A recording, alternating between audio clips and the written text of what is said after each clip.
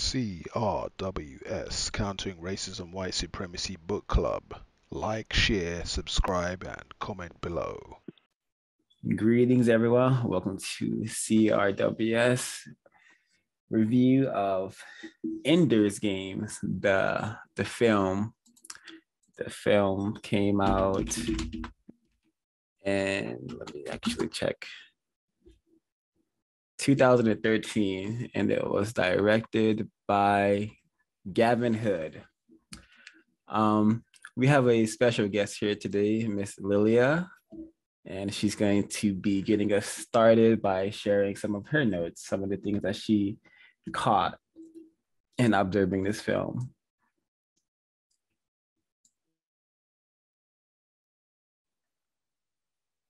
Am I starting? Yes. Okay. So in terms of racism in Ender's Game, one could say, if you include, are we including the formics/buggers in part of this conversation or no? Whatever seems logical, nothing's off the table. Okay, so you could say that the formics/buggers are the aliens invasions. In the books, they're called the buggers. Formics are their formal name, but most people call them buggers in the book. The formic ant people. It could, I saw themes of colonialism in the series, where the buggers eventually tried to invade and colonize the earth, but then saw that the earth species, humans, were sentient, so they left earth alone. But then, the people in charge of earth saw them as a threat and decided to preemptively invade them and completely wipe them out, so they would never have to do that again, even though they hadn't been invaded in 50 years. So there's an overall overarching theme of colonialism and the detriments of killing off a species or a sentient being. I could definitely see that as a metaphor for a lot of the different genocides that have happened throughout our humans' history. And then in terms of the movie itself, they got the smartest children of the whole planet, supposedly.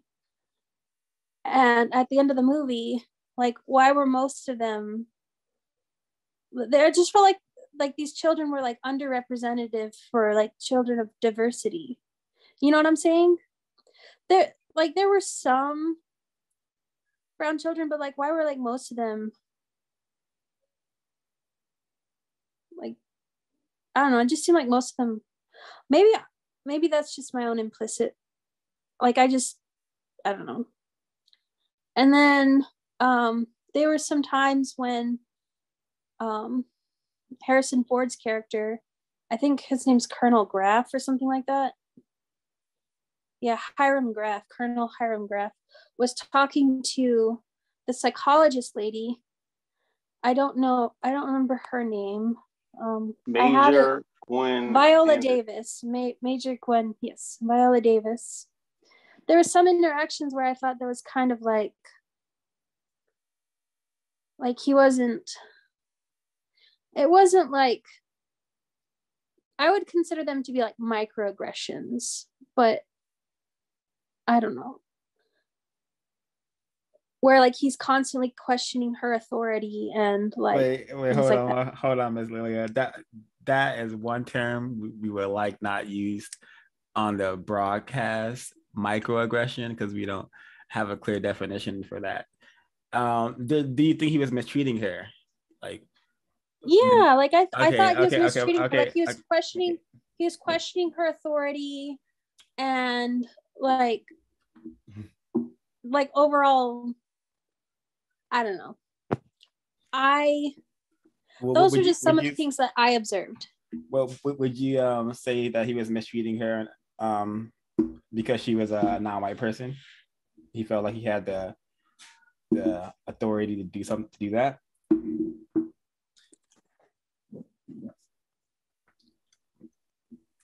I think, I'm not entirely sure if race was entirely the reason, but I think it was a factor, if that makes sense. Like I think part of it is he's hierarchical, like based on the system he's in, like he's outranking her, but like she had some valid concerns and he was constantly like dismissing them, like, no, he's the one, and blah, blah, blah. And like, he didn't care about Ender's psychological health at all, or the children's psychological health at all, for that matter. He just cared about his end goal, which was to eliminate the formic threat. All right, so I know you've been with us before, but I'm going to go over this definition again.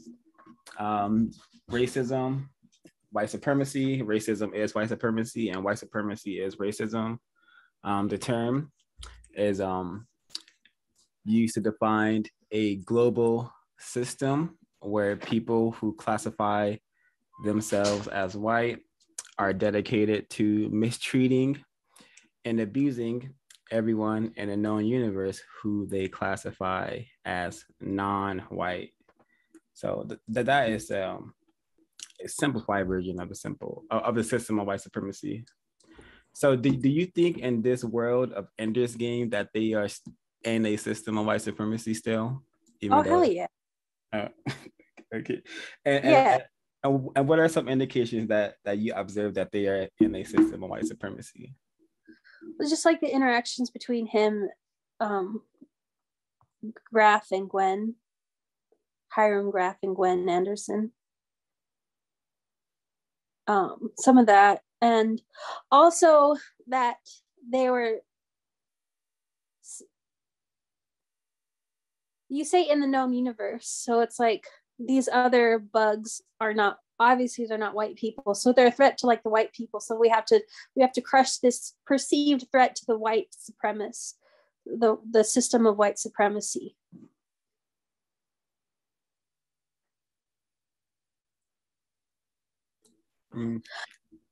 And also, yeah, please continue. I was going to ask you how many more notes. Oh, and also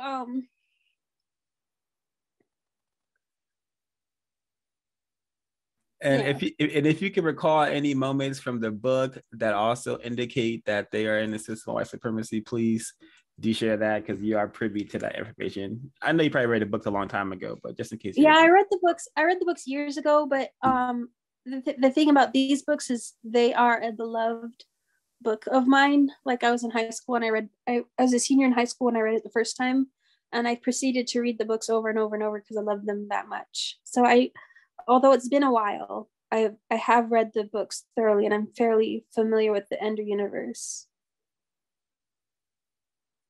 The Enderverse. I don't know what the fans call it. I never got into fandom, but I would read all of his books. Okay. Did you have any more notes about the film? In terms of like the novel, not in Ender's Game itself, but in the third iteration of Ender's Game, the third book in the series, Xenocide, there's some like massive stereotypes of Asian culture in the book Xenocide. But that's neither here nor there. I guess because I don't know if we're talking about the whole series as a whole, or if we're just talking about the Ender's Game. Everything that Orson Scott Card has produced attached to this this Ender's Game universe is on the table, especially if it can allow us to understand the system that we are currently in. Yeah, so the third book is called Xenocide, and one of the main characters is this girl named Han Qingjiao, and she's named after the poet Li Qingjiao. And the way Orson Scott Card portrayed the Asian culture, in my opinion, seemed a little bit stereotyped, but I would have to get the book, my hands on the book, to like recall specific details. It's just that's the general impression I was given. Yeah, and what would you decode the meaning of this title as? Xenocide. Mm-hmm. Xenocide in that book is like completely eliminating the entirety of a species, or in the book's instance, it was eliminated. Xenocide referenced what they did to the Formics in the first game, the first Ender's Game series book/movie. That was considered xenocide, where they just completely annihilated all traces, or so they thought, of the buggers/Formics. And then Xenocide had some interesting dialogue on whether or not viruses could be considered life. There is in the sequel to Ender's Game called Speaker for the Dead, they're on this and that's another thing. In Speaker for the Dead, they had people from Brazil had colonized a planet. Speaker for the Dead, the people of Brazil had colonized a planet, and they still had like Catholicism as their religion. And I thought that was interesting. And they were still trying to, and in Speaker for the Dead specifically, the Catholics were trying to preach Catholicism to this alien species called the piggies. Or their technical name was pequeninos or something like that, but which was Brazilian or Portuguese for little piggies. But I thought that was another example of like racism, white supremacy, because like that's like asserting that your religion is more important than the spiritual practices of the native piggies, basically, of that planet, and you're trying to instill your religious beliefs into that, or indoctrinate people that it's just not their place, you know?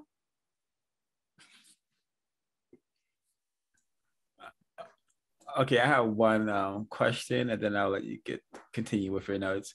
When you were reading this material, Ender's Game, when you were reading the series, what did it motivate you to do, and how did it motivate you to think? I loved this series at the time I read it, and I probably still do, because the way it's written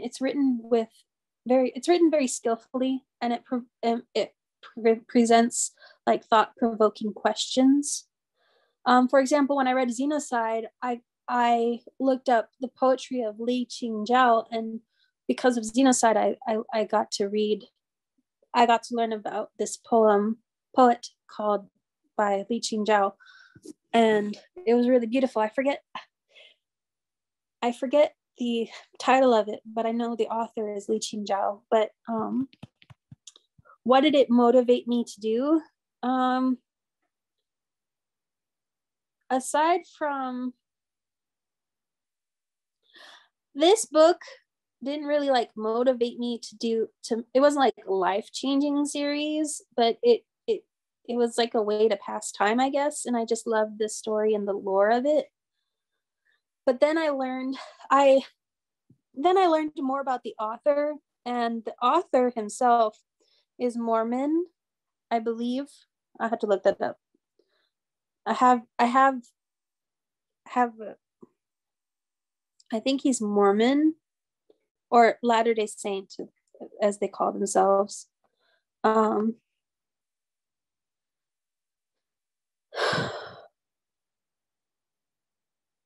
Yeah, he served in Brazil as a missionary for the Church of Jesus Christ of Latter-day Saints.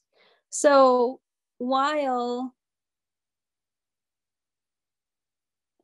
he himself holds some pretty, I learned about, he himself holds some pretty negative views towards like the LGBTQ community, and also I think racist too, but that one I'm not 100% sure. I just remember hearing him espouse some pretty negative views, and I was like, probably not gonna read this anymore. Let's see, I'll look it up. Wait, let me probably refine the question. When you were like exposed to this Ender's character, who's a a young white child who's very smart and very serious and very good at problem solving, that didn't add to your personality at all? That didn't add to your behaviors of thought or speech? Well, I mean, I learned new words from the books that I hadn't learned before. And in terms of, I saw a lot of myself in the characters of Ender and Valentine. Valentine is Ender's sister. Valentine's the compassionate one. And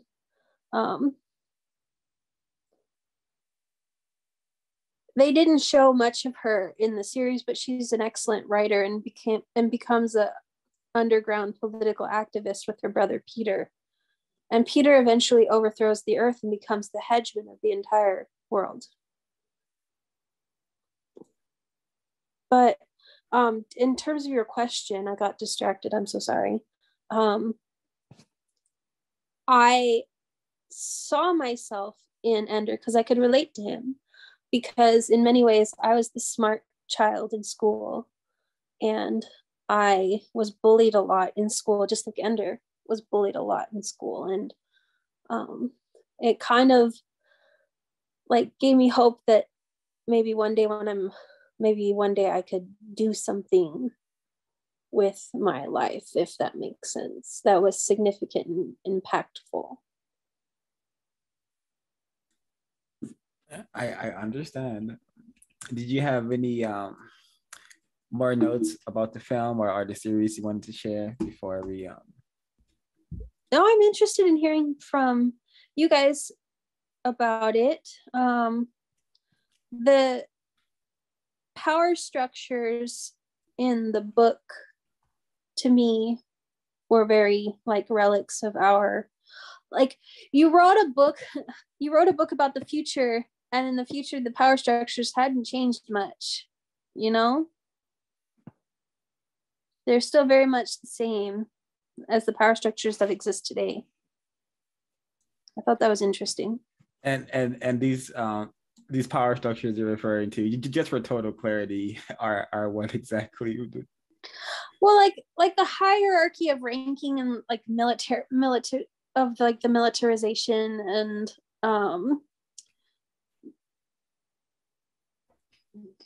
like us versus them type things.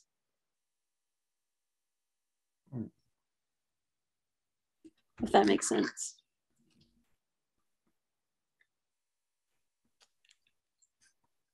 All right. Now, I think Miss Action has some questions about the film. Yes, good evening, Lilia. Hello. I have 9 core questions. Okay. All right. First question, around the first hour of the movie, Harrison Ford's character says, "I'm not the enemy," and Ender says, "I'm not so sure." In your experience as a white person, do you think that white people generally see each other as competition or the enemy? I think like people in authority can be seen as the enemy so like Harrison Ford has a position of authority over Ender. And in that case, yeah, I would say that, like, especially if there's a power imbalance between the two people, where one person has more of an authoritative hold over the other person. Okay, so what are they competing for? Is it power over themselves, to power so that they can choose what they want to do, or do they generally want power over the other person? I think in general, it would be like power or status or money or sex, and different things can motivate people to do different things. Okay. Yeah. Okay. Second question. Do you feel like you have learned from people that you would consider enemies?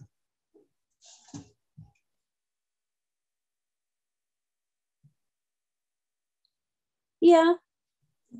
What have you learned from them? I learned about myself. Okay. When I encounter the enemies, and like I learn about my boundaries and what I'm willing to tolerate and not tolerate. Okay. And around 1:08, the purpose of this war is to prevent all future wars. So if the aliens had eliminated all non-white people, because there were a handful of non-white people in this film, if there were no non-white people, what would white people do, in your opinion? In the movies world? Yes. If like, or in real life, if there were no more non-white people, there was an alien invasion, they took all the non-white people away, no black people, no non-white people. What do you think white people would do? I think they would find differences to still squabble over. It could be the difference of eye color or hair color or things like that. And I think history has shown precedents of that, where like with Jewish people who got in back in the Holocaust, mm-hmm. were discriminated against to this point of genocide, just because they were of a different descent and they had like brown eyes and brown hair, and they weren't like the blonde hair and blue eyes. Like I can see, like if all the non-white people were eliminated, I can see definitely differences in people still finding differences to squabble over. All right, and then Sergeant Dapp, I believe his name was discouraging and berating Ender from asking questions to his superior officer. I don't have timestamp, unfortunately. Yeah, I know. Yeah. Were you encouraged or discouraged to ask questions by the white people responsible for your care or education as a child? As a child, my parents didn't, but my teachers did. My parents did not like it when we questioned, my dad especially did not like it when I questioned his authority, mm-hmm. but my teachers were always very encouraging of me to ask questions.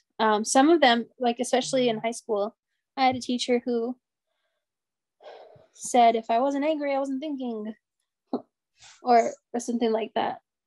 Interesting. Yeah. Okay. Are white people the people outraged in charge? Yeah. Are white people the people in charge in the presence of a non-white person in authority? So if a white person has a supervisor or manager that's in authority, does that white person, in your opinion, think that they are the ones in charge?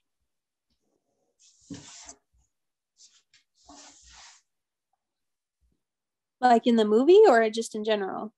In general. Well, Sergeant Dapp says, I will not salute you to Ender. And Ender says, yes, you will, Sergeant. Yeah, and then eventually, if you notice towards the end, Sergeant Dapp does salute Ender at the mm-hmm. towards the end. He salutes him a number of times. Yes, quite a few times. Yeah. Yeah.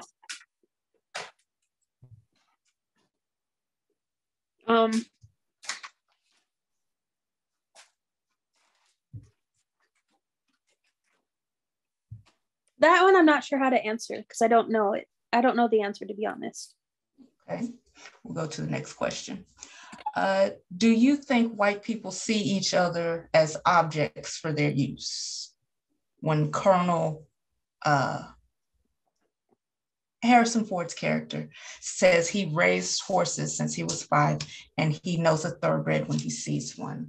Do you think in general, do white people see each other as objects for their use? In general, no. I would say that there are probably a few bad apples out there that do.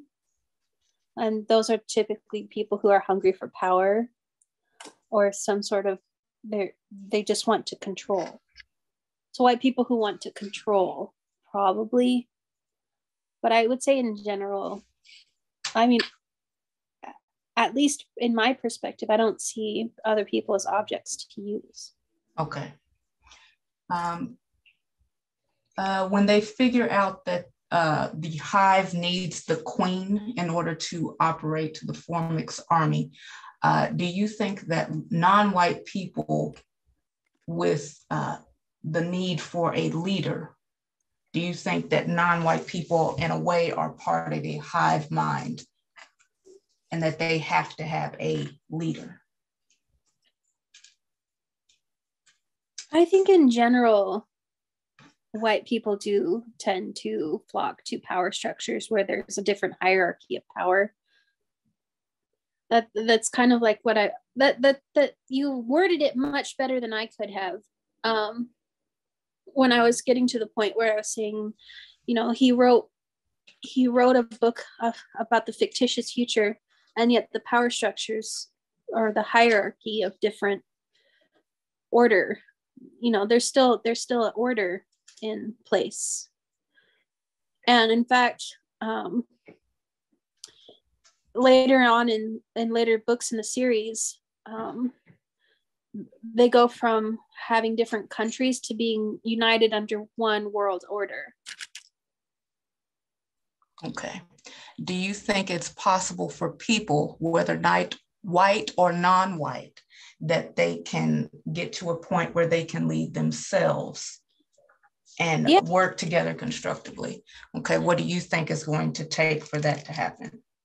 Well, I think systems of racism and white supremacy and capitalism need to be outdone with, and existing power structures need to be abolished and replaced with systems that are more equitable and just and collective, rather than like individualistic and hierarchical, collective and cooperative. Okay. When Ender finds out that he actually committed genocide of the Formic aliens, do his tears solve the problem? No. No. Okay. No. So should non-white people feel better when they're experiencing some sort of traumatic event? Should they feel better when a white person sheds tears about their situation? No. Okay. I mean, while tears are nice, it's not change. In the rest of the series of the books, and Ender goes by Andrew Wiggin. Throughout the first book, he goes by his middle name Ender.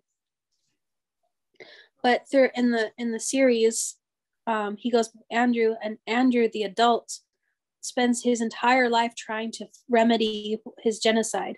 And so at the end of the movie, you have the alien egg, I guess.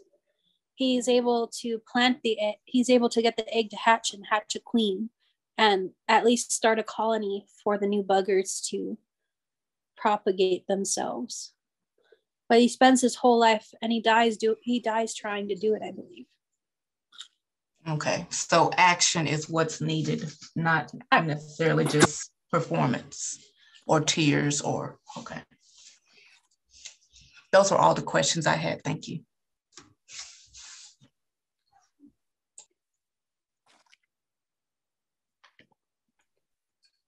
Awesome. Thank you, Miss Action, for those excellent questions. So I do, and thank you, Lilia, for your time and participation. Okay, so there was a so we watched a film, Mad Max, and there was a scene where a character refers to a white child as a perfect child. And then in this film, Harrison Ford's character, Graf, refers to Ender as a perfect child. Lilia, do you think there's a detectable pattern in entertainment where white people promote this ideology and this thinking that white children are perfect and superior, I suppose?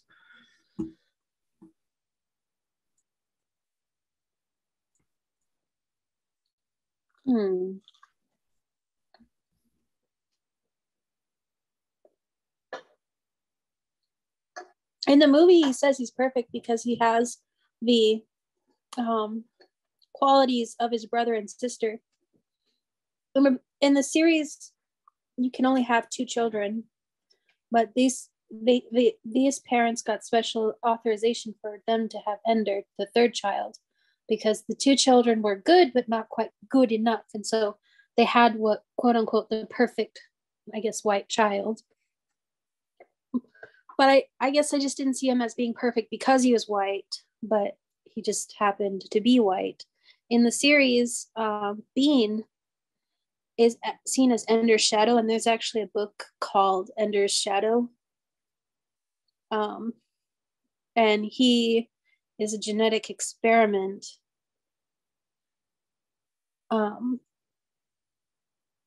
Because they were trying to create the perfect child, but he wasn't necessarily white. Okay. Though he might have been in the books. Okay, let me rephrase the question. Do you think in entertainment there's the promoting of the idea that white children in general are more capable, more serious, and definitely more intelligent than non-white people? And this could be a simple answer. Yeah, I can see how the entertainment industry promotes a brand of like white perfection, I guess you could say, where like certain qualities of whiteness is preferred. And what do you think it means that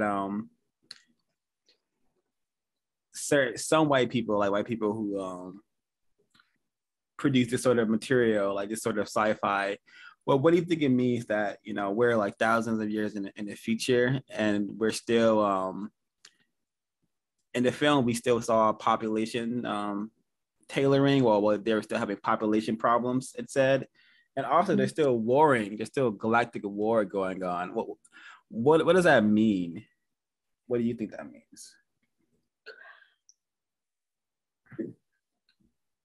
I think it means that the authors they're either very myopic or they're very farsighted, where they just see that history is repeating itself over and over and over again, or they just can't see change for the future, thus history is repeating itself over and over again.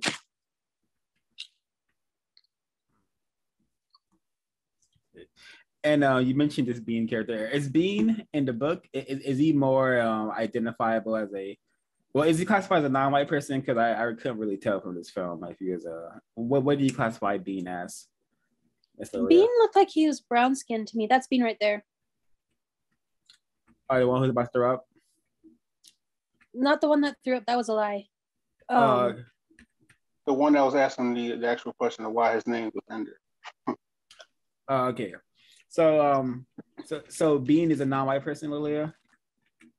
In the movie, yeah, but I don't think he is in the book. I would have to check, but I'm fairly certain in the book he's also white. Oh, okay. But in the book series, he's a genetic experiment. because they were trying to, I guess, genetically engineer a perfect child, but they messed up the genes and made it to where they had gigantism. So Bean, although he's small as a child, has a problem where he never stops growing.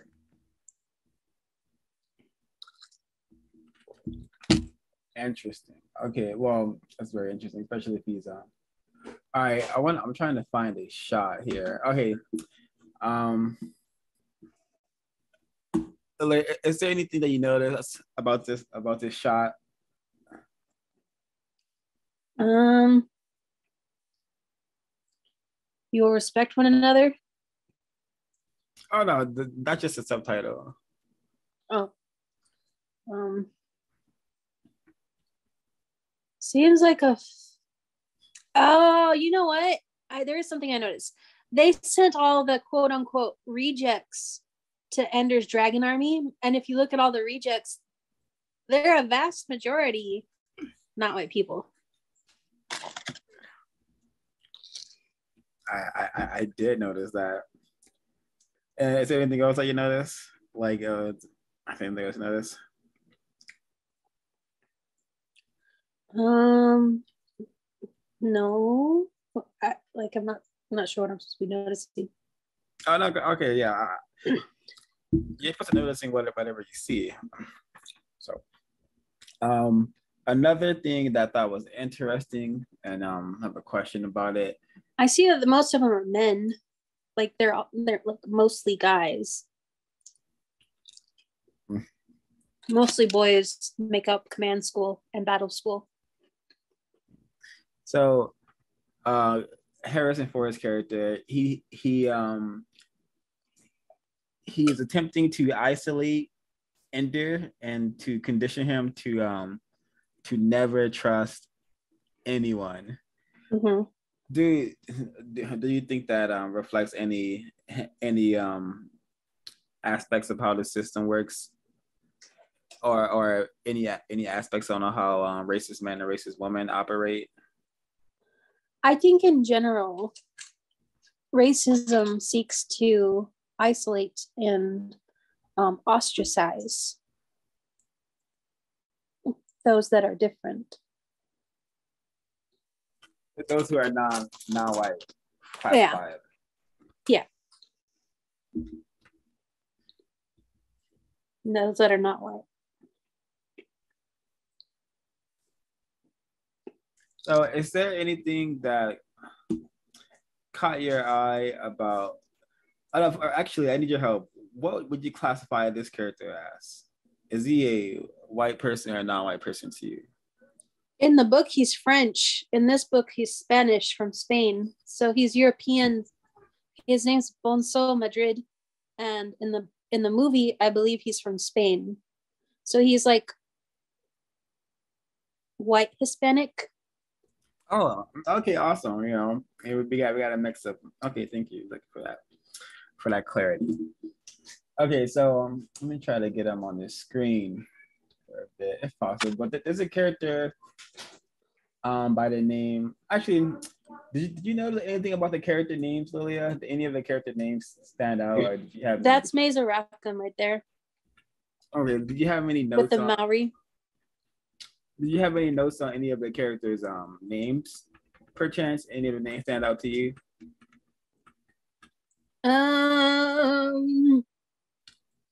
They were awfully like.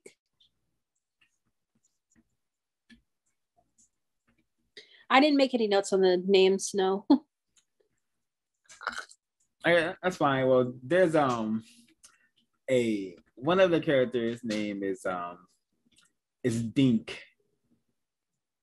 When you hear that name Dink, what do you think of, Loya? What do you think that? It's like a diminutive name. What does that mean, diminutive? What is that? Like diminutive, like diminutive or like diminishing. Hold on, I want to make sure I'm using the word right. Diminutive. Extremely or unusually small. So it's like diminishing. Like it's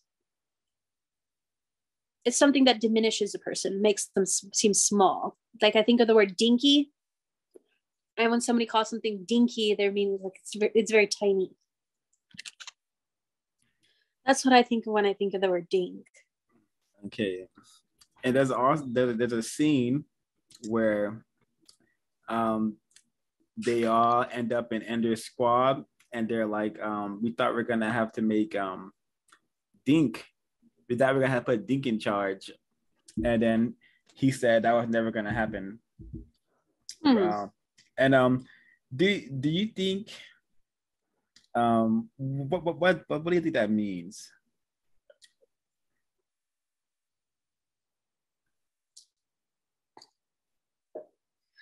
I think it means that they didn't believe in Dink. Like he was just not capable. Yeah, actually, have you noticed in sci-fi that there's a the way that Black males are depicted is kind of obviously racist. Do you think that is something that you've noticed in sci-fi? In older sci-fi movies, yeah. I think in newer sci-fi movies, they try to be diverse, conscious, but they just don't quite meet the mark of like true equity. I still think the racism seeps in, but I think they try. I like to think they try anyway. I would hope they would try. All right. Okay, and from what you can from your thoughts and what you can speculate about this series, what would you say in the Ender Games universe? What is the role of the non-white collective? What role do they play in Scott's universe? I mean, in Card's universe. Well, in the universe as a whole,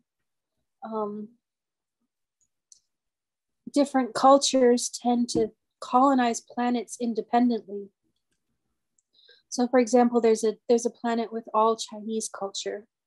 There's a planet with all Brazilian culture. There's a planet with everyone from India culture. I thought that was interesting, and that was an interesting way of, like, I guess, preserving culture rather than like mingling and making it an amalgam of all the cultures.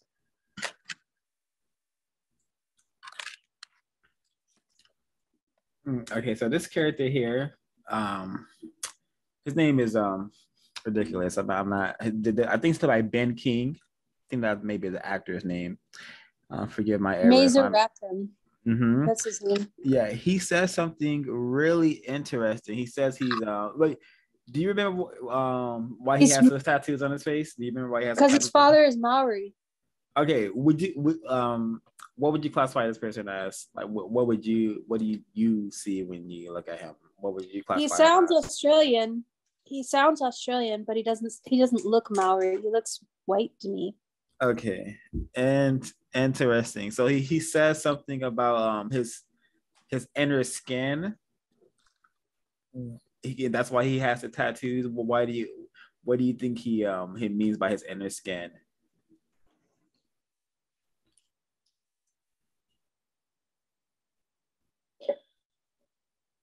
I hadn't thought about that, but the way it sounds like he could be thinking that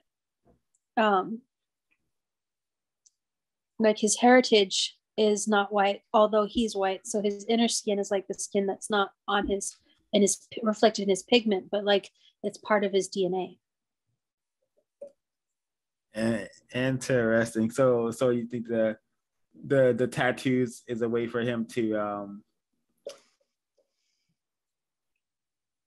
get some color in his skin? I think or to have his outer skin match his inner skin. Yeah, to have his outer skin. I think he's trying to honor his heritage that's not white. Okay. By having the tattoos on his skin.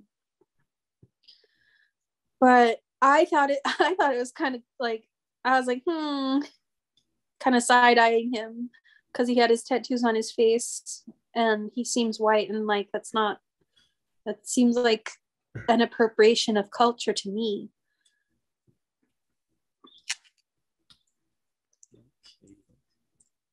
So, in the beginning, you kind of touch on it a little bit, but because there's total clarity, would you say that the formics are in the book they're called the buggers? Are they coded as non-white people as the non-white threat, or is this something else? They're coded as a subhuman threat. They're not coded as like a sentient species deserving of dignity and life and whatever. They're coded as a danger and threat to society. So do you think the way that they're treated reflects how non-white people, especially, do you think that the way they are treated reflects how Black people are treated?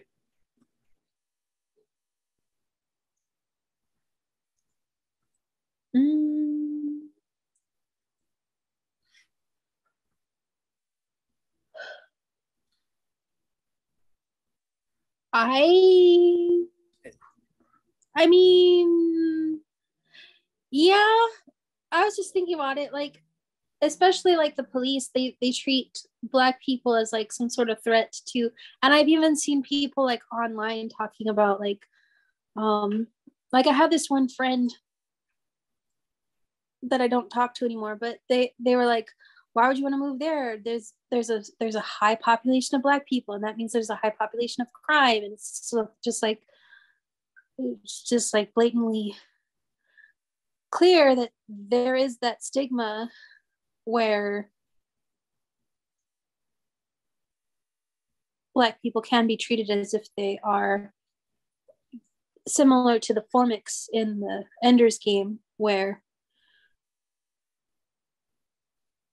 they're like quote unquote threat against society. I don't see them that way.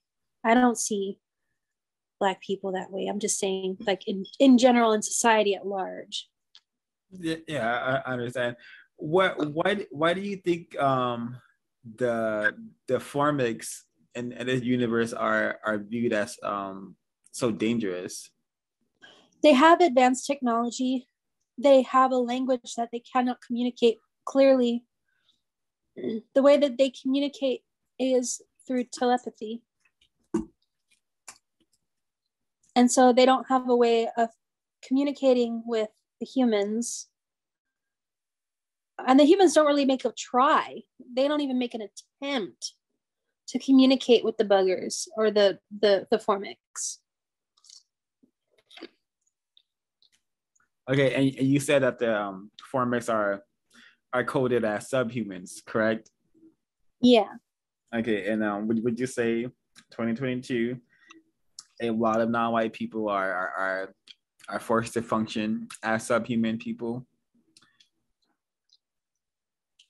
It's tragic, but yeah. Yeah, I would say all people function as subhuman, but because human is an ideal, right? And people don't live up to the ideal of human. They act on these baser behaviors. Do you think the humans in this film were humane to each other? No.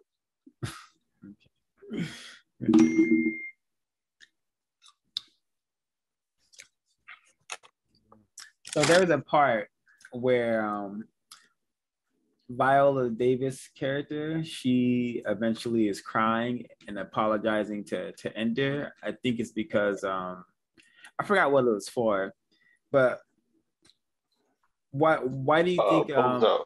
It was I think it was because of Bozo. Oh yeah, it was because has to be Ender. a shower incident. Because Ender, like like killed, but Bonzo Bonzo. or paralyzed him or something, and Yeah. Ender's upset about it. Why do you think Viola Davis' character is crying, and why is she apologizing? Why do you think she's doing that, Lilia? I think she feels a little bit responsible for Ender, in the sense that she might have like a maternal instinct over, because he's a child.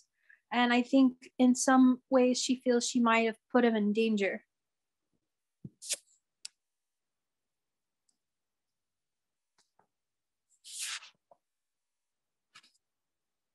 Hello?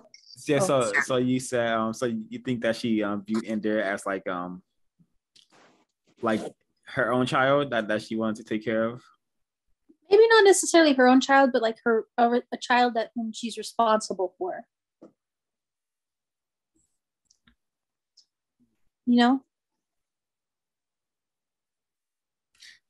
Yeah. The way a teacher, like, I would say she has a relationship with Ender the way a teacher has a relationship with any child that's not their own.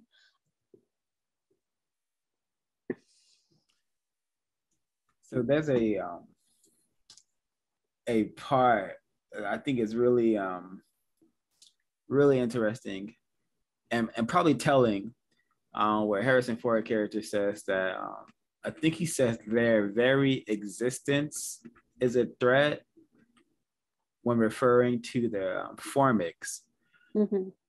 And that line, their very existence is a threat. Do you think that is how white people think about non-white people?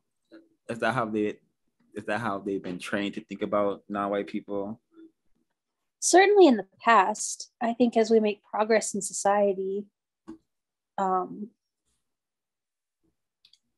we're encouraged to see everyone as equal. But at the same time, there's still like the disparities. But yeah, I would say that some white people, but not necessarily like all white people. Would you say that the most powerful white people, who definitely are the white supremacists, because I think you have to be a powerful and very intelligent white person to be that much in charge of the planet and that much in charge to actually control the thinking of other white and non-white people. So do you think the most powerful racist men and racist women, do you think they have that mentality that the very existence of non-white people means that they have to continue their system of white supremacy? Very likely, yeah. Like almost certainly, I would say. Because I remember I was in church and the pastor said we have to have more of our congregation to have more children, because if we don't have children, then we'll soon become a minority, and that's just terrible, because the Muslims, I went to a church and the minister actually said this: the Muslims are having children at an alarming rate, and if we don't keep up with them, soon we'll be outnumbered.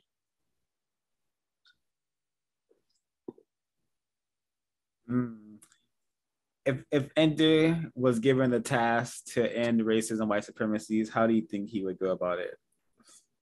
Ender, as a child, would go about it through violence, because that's how he's trained. Ender, as an adult, Andrew Wiggin, as an adult, would try to go through it through philosophizing and peace. I want to know details. Like, what way he'd have people be doing? So what he did is he wrote pieces. He wrote literature based on the view. He wrote like a story based on Andrew Wiggin wrote I don't know, it's like an essay. He wrote an essay based on the viewpoint of a Formic. And he wrote an essay based on the viewpoint of the Hedgeman. And he wrote an essay based on the viewpoint of the Piggies. And that's how, and he published these essays, and these essays got people, they were moving essays, and they got people to change their heart. That's how the book, it kind of sounds lame, like, but I guess he was trying to convey like the power of words that spread, have an effect to shape society, blah, blah, blah. But he published these as anonymous, like as an anonymous person. But yeah, that's how he did. That's how he changed. Because in the first book, he was seen as a hero. In the subsequent books, he was seen as a monster. In part because he wrote a essay from the viewpoint of the other species that he was writing about. I know, but I asked you to answer, how would Andrew Wiggin, how would he end racism, you think? Well, yeah, that's how I would say he would do it, is through the power of his word. He would write an essay. His character as an adult would write an essay and publish it and use the power of the written word to end racism. If we're talking about his child movie self, he would probably use some sort of violent tactic, like kill all the people in authority who are in charge of the systems, and then replace them with new leaders, or maybe a new system, I don't know. But his character as an adult would write words that can influence others. And interesting. Do you think in 2022 you think written doctrines are not even doctrine, just written words, you think that could be effective against the system? I think in today's society, written word is going out the wayside, and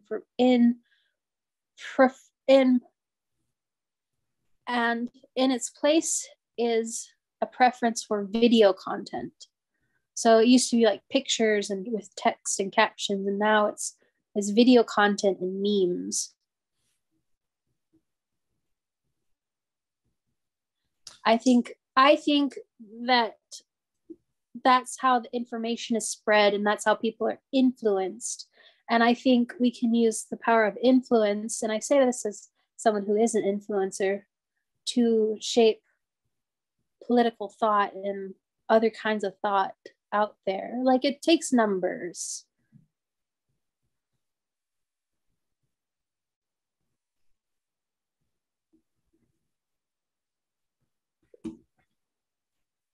Alrighty, thank you. Let me see. So if you were to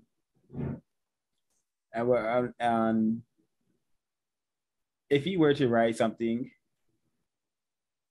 and you wanted to use it to get white people to stop practicing racism, what are some of the things that you would include in that writing?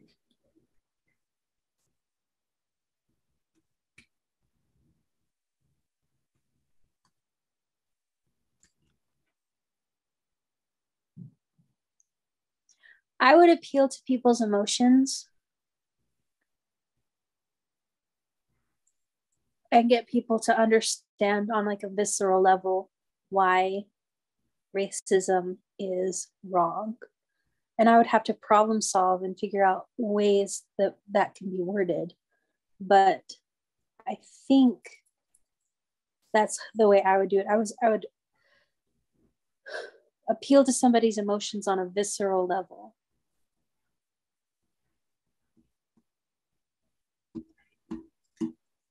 Interesting.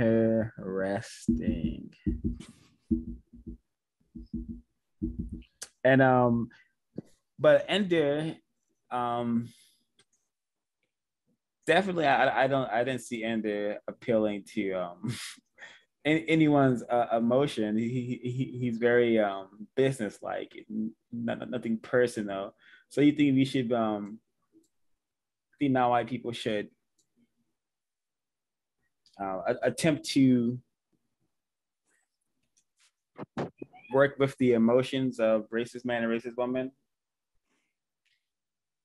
I think so. I think if you are to connect with a racist man or woman, you need to connect them on an emotional level and get them to understand that way, because I don't think they can be logicked with, if that makes sense. They are beyond logical reasoning, I would say, because you can present them with facts and statistics and data, and they will combat you with other facts and statistics and data that meet their own personal biases. But if you can connect to them on like a visceral level, very deeply emotional level, I think that that's the way that you can make change. Okay, all righty. Miss B looks like she has a question. I'm gonna open the floor to the other folks who have questions after Miss B. Hello, peaceful greetings. I don't know if this question's been asked already. I came in pretty late. Who do you think that white people, this question is for Lily. Do you think that white people are ignorant about racism, white supremacy? I think a lot of white people are ignorant towards racism. I don't think they see the racism because they benefit from racism. In that,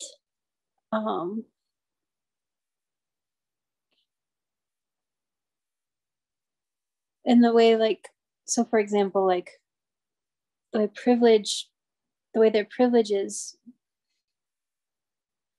I think they're ignorant because it doesn't affect them directly. If it started to affect them directly, I think that they would be more aware. But as it stands, racism benefits white people. Racism does not affect white people. Therefore, they're ignorant to it. During the existence of white supremacy, what is the best and correct way to describe the ways that white people entertain themselves as compared to the ways that non-white people entertain themselves?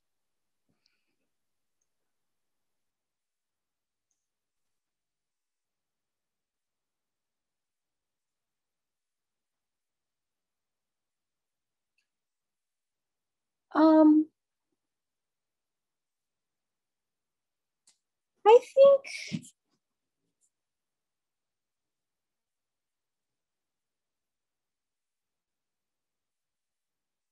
at least if you compare like cultures, there are some cultures that are more family oriented and they spend a lot of time with their families, whereas white people in our culture tend to be pretty isolated from the family unit. They create their own family unit and then kind of leave their parents behind, and there's not much of an emphasis on family, so, and community. Like the way I see white people entertaining themselves, they tend to sit down and watch TV, or I mean, that's something non-white people can do too, but I just see more non-white people being community and family oriented rather than white people who are like me first, individual oriented, who spend time watching like TV or doing like solo guided entertainment type things rather than like community oriented. That's how I. Go ahead, continue. Oh, I was done. What message did you get from watching Ender's Game?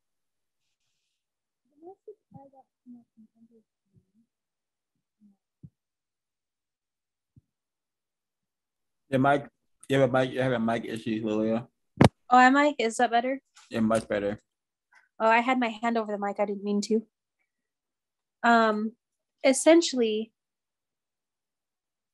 the message I got from Ender's Game is that humans are rather arrogant in thinking that they are. Wait, which humans are you referring to? People, like humans, as in, like the people like of white Earth. And non-white people. Like white and non-white people. The message I got is that all people from, when I watched the movie, I'm just being honest, when I watched the movie, all people, all humans see themselves as being superior to other species, so much to the point that they have to completely annihilate anything that could pose a threat to the fragility of humanity. That's the general message that I got when I watched it. Like, people are arrogant and see, like, yeah. And also,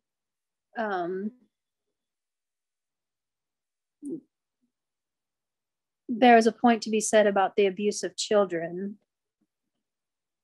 but I don't know. Who's your favorite actress and actor? My favorite actor. I hardly ever watch TV or movies. I could tell you my favorite movies, but I don't really have a favorite actor or actress. Go ahead. My favorite movies are Inception, Arrival, and Ex Machina. I also really liked, newer movies that I liked are Everything Everywhere All at Once and then Free Guy. Those are like my top 5 movies. What did you like about Ex Machina? Ex Machina was about a artificial intelligence, and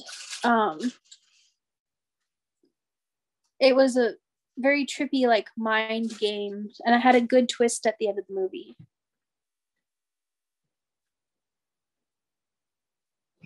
The main character in that movie, the female that got away at the end, what is she? Is she white or non-white? She's robot. She's neither white.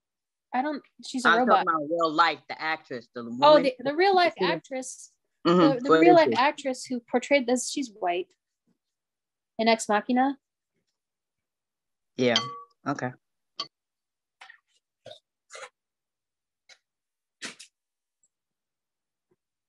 Craig, you can go ahead.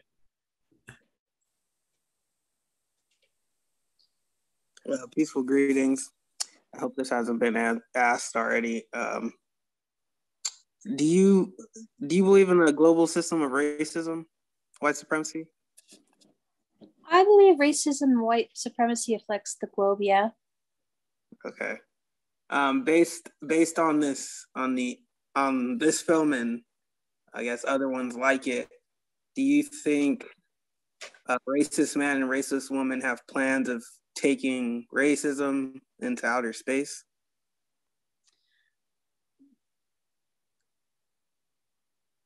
Yeah, probably. They probably want to continue our systems that we have that benefit themselves and perpetuate them wherever they go, be that outer space or. So I think these films are, or even under the sea, if we decide to do that. Okay. So do you think these movies, this is them telling us, racist man and racist woman telling us exactly what they plan on doing? I wouldn't go that far. I think that they are works of fiction based on, and that are contaminated by the system of racism, white supremacy. I don't think it's like a plan or a plot of what's to come, just rather a symptom of what is. Let's see. Earlier today, I don't know if anyone else has seen this, but I saw that they are planning on making like laws or rules regarding space. Did anybody else see that? I I saw did it. not. Okay. I was at work. So my question is, do you believe non-white people are included in that discussion about what they're, the kind of laws and rules they're making about space? I would hope so. But do you believe they are? I mean, I would hope so, but I don't believe that they are. No, probably not. Okay. There are 5 space laws already. Interesting. I just looked it up. Those are all the questions that I have. Thank you. Mm-hmm.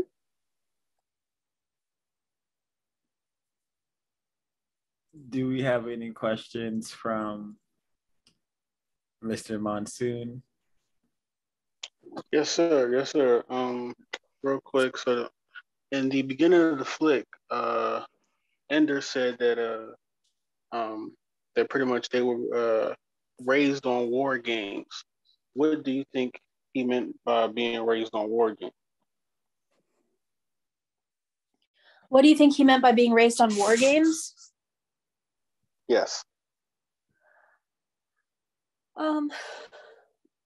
Well, he was literally raised on games of like war. Like,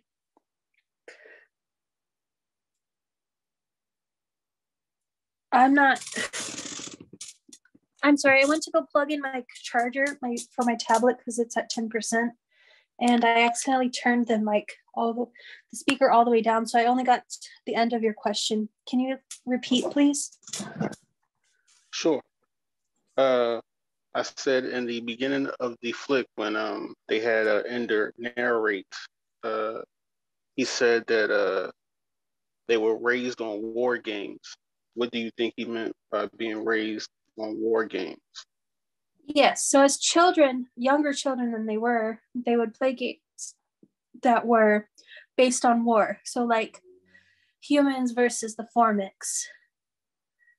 There was a little bit of that where Peter, his elder brother, gave him a bug mask to put on and was basically abusing his brother with that mask. And those were I think the kind of games he was raised on. Just games of war, of recreating the space. So they were taught from a very young age with these war games to fear the Formic enemy, quote unquote enemy.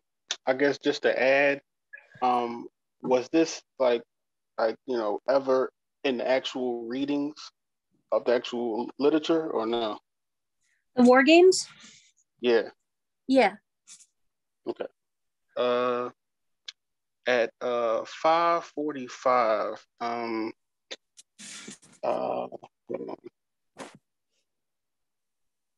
at the 5:45 mark, pretty much, I'm guessing Ender was set up to like react to something, and he used a certain symbol. And do you think that was a phallic symbol or no? What's in his hand? Yes. I think it was. I don't think it was phallic. I think it was just a model of the bug. Okay. I didn't see it as phallic at the time. At 20, what was it? It was pretty yeah, at 29:15.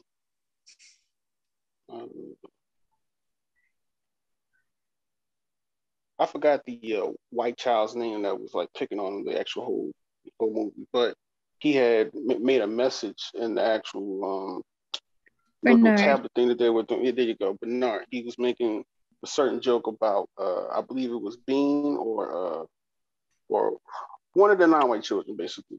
And then Ender put in the chat sort of like a racist joke. He had said something like chimps. Hold on. Says Bernard is living. Just mute.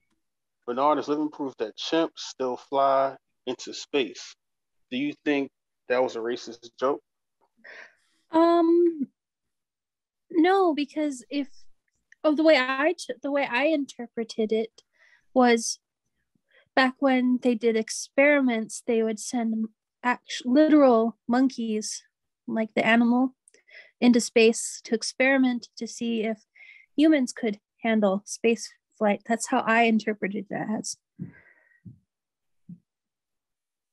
Bernard is white. Okay. Bernard was bullying a lie in that scene, and a lie is, I believe, Middle Eastern, but yeah, non-white. Okay. I would say last question. What did you think of the relationship between Ender and who was the Petra, I think. Who's the Astra?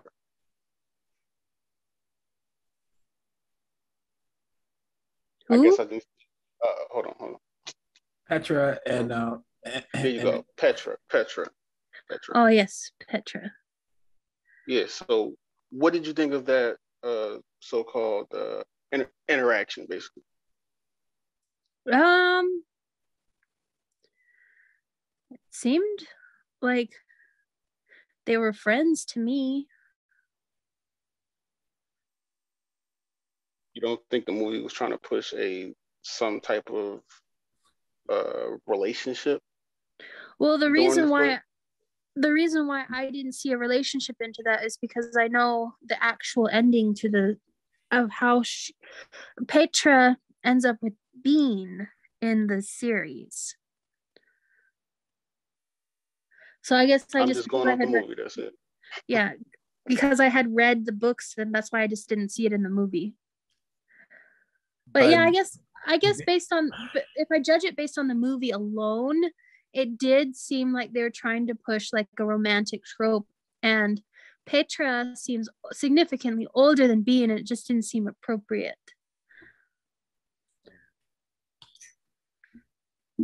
Okay, I was going through my questions, and Monsoon brought it up. They were playing in the beginning the Formix and Astronauts game. Lilia, that game, the Formix and Astronauts, does that remind you of anything? Reminds me of the Cowboys and Indian game that a lot of kids used to play. And what can you decode the Cowboys and Indians games as meaning? It basically Cowboys good guy were played as that game indoctrinates children into seeing cowboys or white people as good guys and Indians or non-white people as bad guys. That's what I think that game, and I don't think it's an appropriate game to teach children, but I think that's what the game was intended, whether for good or bad. Like it's basically all bad. Yeah. So do you think them slipping that same game but refined and calling it Formix and Astronauts? Do you think it's like the thinking is still there? Like the thinking hasn't changed? Yeah, I don't think it's like the same thing but different faces, same thing, you know. The more things change, the more they say the same, something like that. Yeah. All right, I see you, Mr. Yao has been waiting patiently. Go ahead. Greetings to the host and to the guests. I just had a question. I had two questions for the guests. Do you see any relationship between, let's say, like online video games such as Call of Duty and other games that promote violence against other alien species, Halo, and as they're actively used on social platforms, do you see that any way mirroring these movies that are so highly acclaimed at all?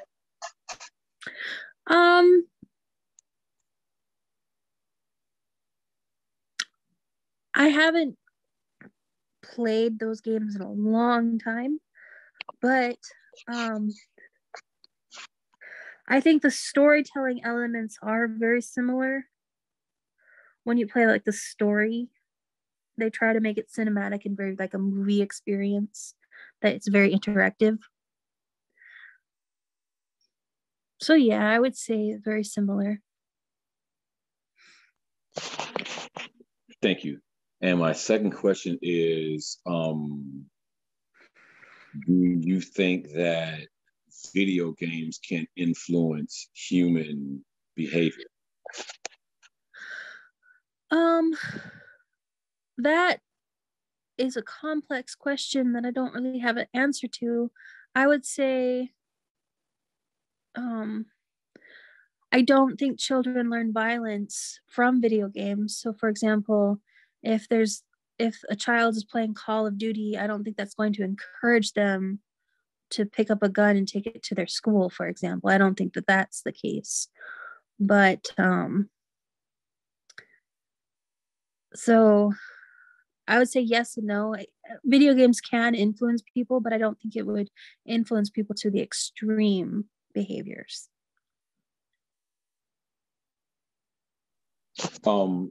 Thank you. I didn't say extreme. I just wanted to know. I know. I made that classification myself. But in Europe, okay, well, considering how many millions of dollars Comic-Con and all these events make as far as role play, and there's a lot of money, and I'll just be short. There's a lot of interest that is, on these events and money that is made. So, that's why I asked you, do you think that these things influence culture? I didn't see anything about what I'm just saying. Thank you for your time. Oh, I see. Yeah, video games do influence culture.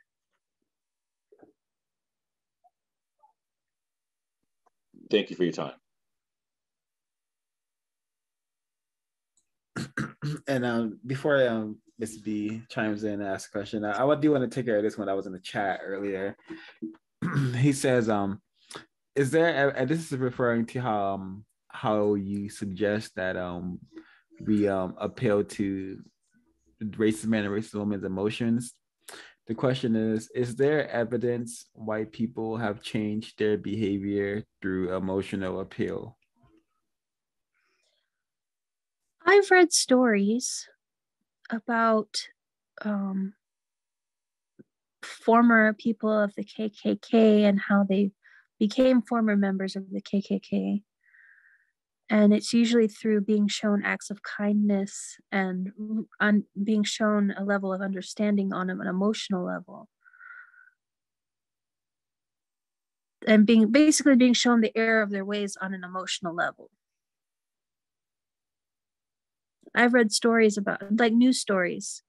I have to look it up for specifics, but yeah. What emotions are we supposed to soothe or help them with? I don't think you're supposed to soothe. I think you're I don't. Or appeal to. It's ultimately our responsibility to end it, right? I don't.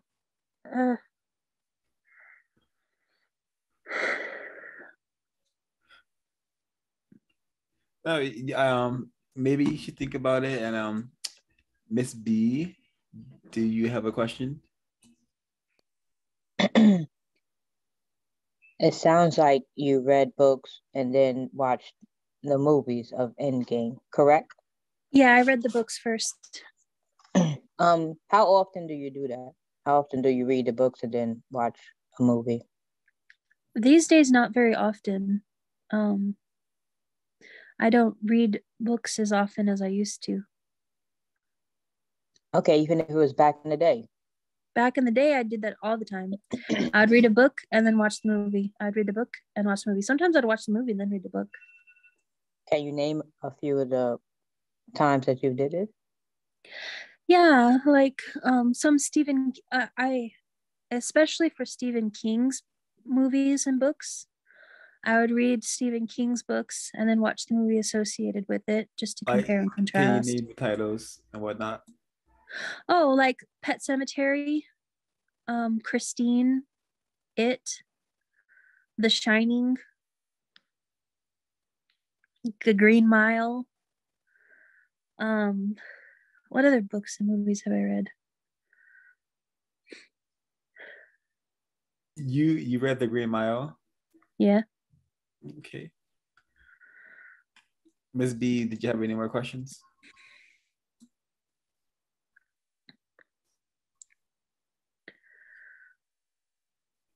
Go ahead, Monsoon. Okay. Just one question. Last question. Do you think Colonel Graff's main goal was to make Ender a psychopath? I think his end goal is to make Ender into a weapon.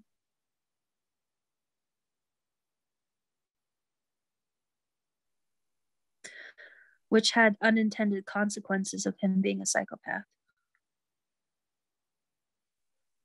Okay.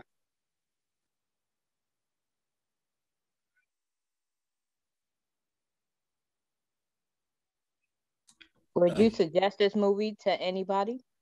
To other people? This movie, I would suggest the books, but not the movie. The movie was kind of a flop.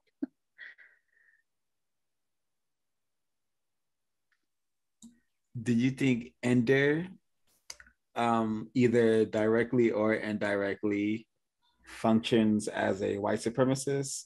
If so, how? If not, why not?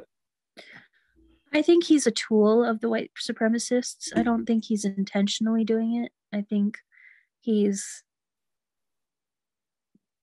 like I said, like he's being weaponized against the formic enemies because he has these skills and abilities. Do you think that is saying something? Do you think that's saying something about how the system functions?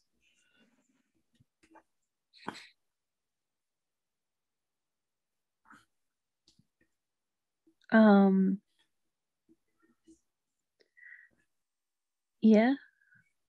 I'm not sure.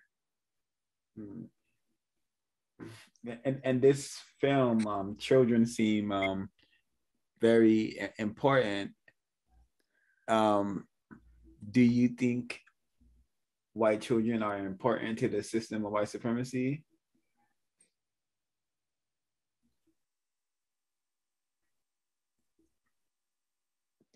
Yeah, but I also think that what children are going to be important to the future of taking it down too. Yes, I would hope so. Yeah. But do you think that in order to prevent that future, racist men and racist women have to train white children in order to function somewhat like Ender, it seems? Yeah, probably. Would you say some, like, would you think it's logical to say some white children are being weaponized, to use your terminology? Oh yeah, definitely. like the children of the like the children of the Westboro Baptist Church, for sure. Do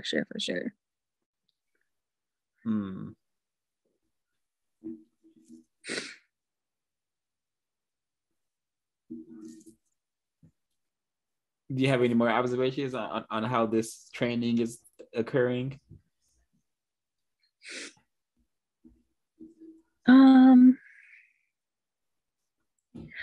I don't think it's as regimented as it is portrayed in Ender's Game.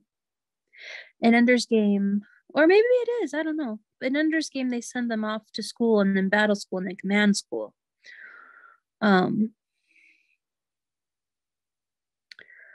Maybe you could see the regular school systems as, and then college, and then professional school. Do you know of a institution that exists in 2022 that is not training white children how to function in this system? Well, I mean,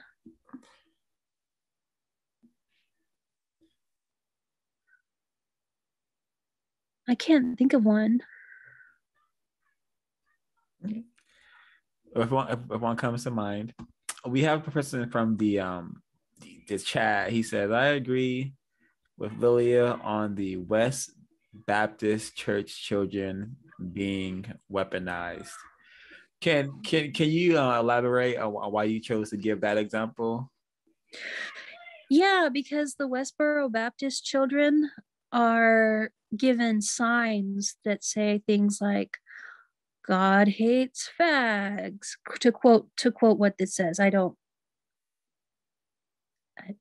think that, but and they show up to protest things with these very egregious signage, and they indoctrinate the children to hate those that are outside of their cult.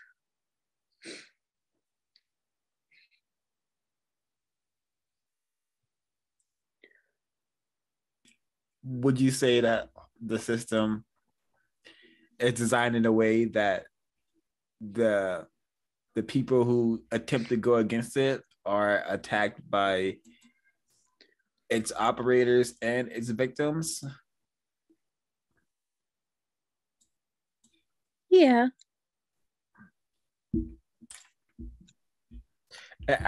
How do you suppose that is done? Well,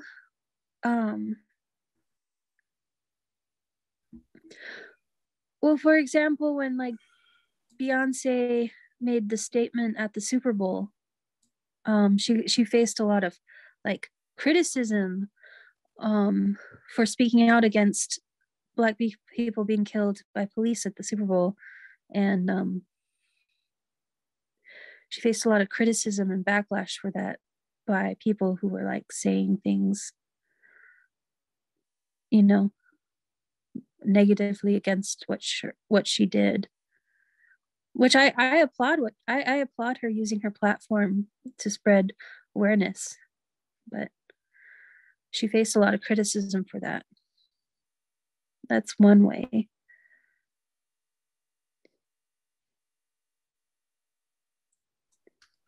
Ms. B? At what age did you learn about racism, white supremacy, Lilia? I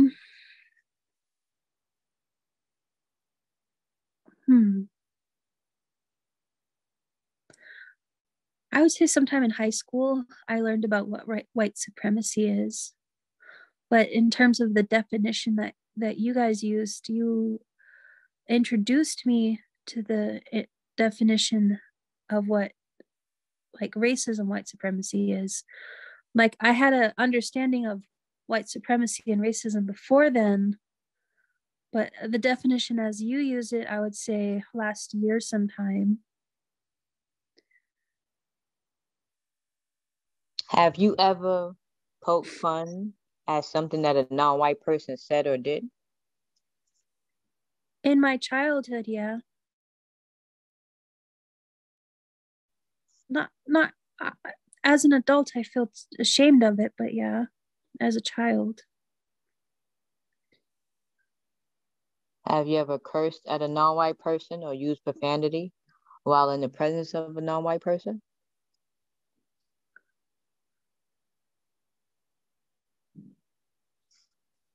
I know 0526 from childhood, and I think one time I yelled at him.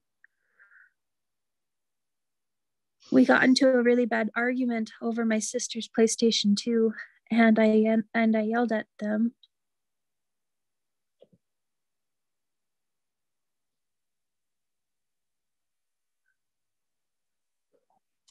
What are you doing to end the system of racism, white supremacy?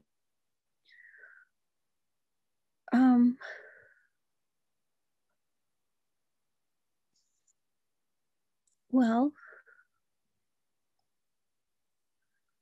I like to think that when I see racism, I speak up against it, and I have before in the past. I like to think that going to meetings like this helps to make a difference and impact in the world. I attend a church whose foundations are on social justice, and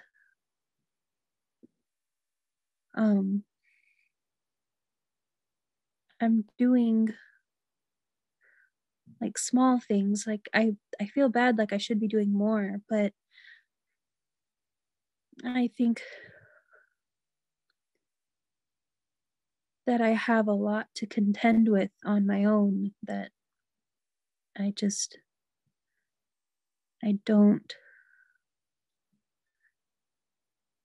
don't know. I like to think that I try to do my best, but I don't know if I do enough. And I'm not like asking for like grace to say like, oh, you're doing enough. No. I'd like to do more than what I'm doing now. Can I give you a suggestion? Yeah. Number one, if you witness a non-white person being mistreated by a white person, you assist the non-white person in any way, shape, or form. Okay. That means if they want to report the incident and go to the police, you be a witness. You exchange emails or telephone numbers, whatever you have to do, you assist that person. Number two, if you get good service, excellent service from a non-white person, you go to the manager or the supervisor and you tell them.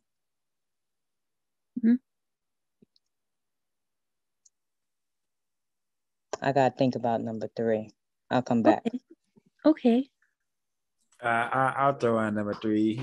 You should direct all non-white people to producejustice.com. Just tell them they should check out the website and the book the website has. And then, but I do have another question about the film, and it's regarding this scene.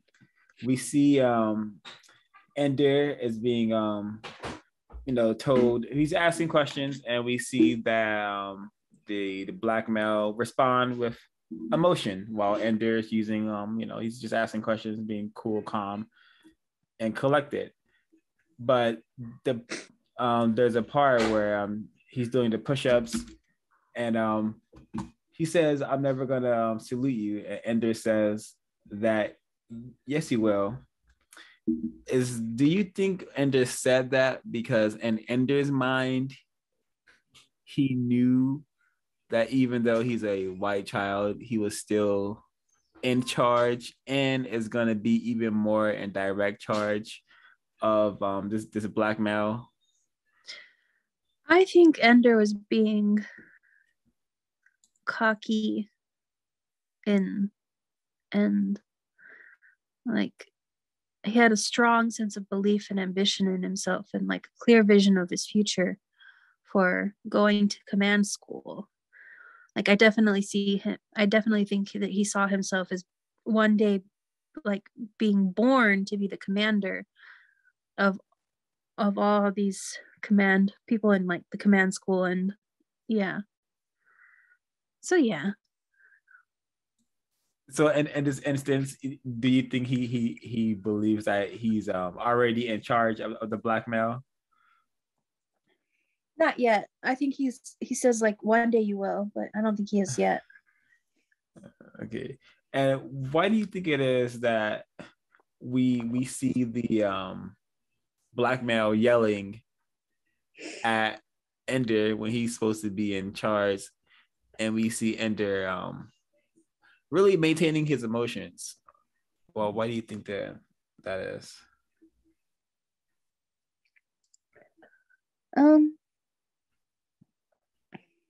I'm not sure.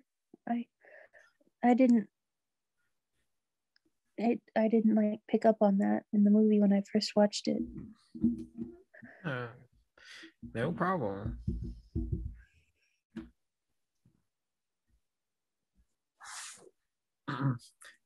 And a final question about this scene. Just think about. I want you to think about the entire interaction. You know, from what you observed, would you say that the black male is in charge here? Yeah, in this case, yeah. Okay. Thanks.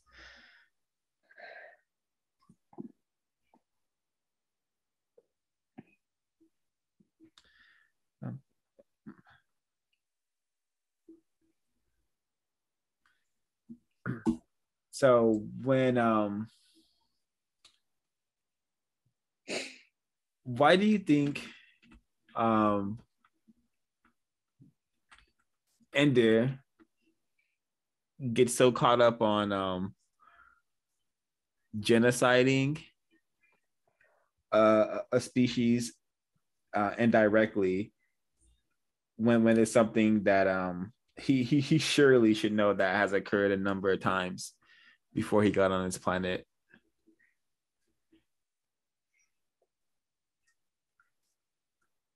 I think he's worried about his reputation and how he'll go down in history. Oh, so it's not so much so that he cares about the existence that he ended. He's more right. He cares about not getting the glory.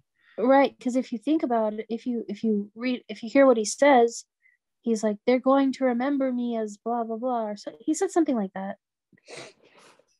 I'll be a monster, or something. He said something like that. Interesting. Yep, I think that says a lot. And so, do you think him taking care of the egg is whatnot is just probably him just refining himself, and I think he's trying to like correct his error so he could get the glory that he wants? Or I think he's trying to heal his conscience of the atrocity that he did. Like, I think in the moment, like, I think he matures over time and tries to heal it, but in the moment he was like concerned about being the legacy he left behind as being a monster. Okay, Mr. Yawu, I believe it has a question.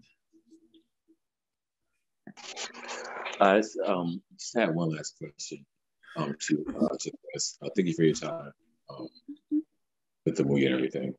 Do you think that Ender can be a symbol of white culture or young white males at this time?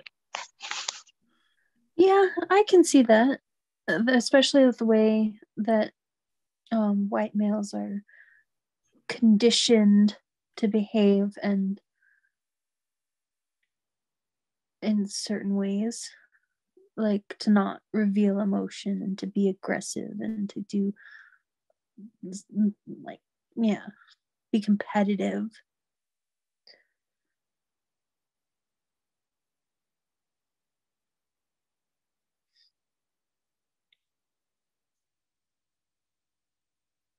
But yeah, I would agree. Would that be applicable to genocide too, as well?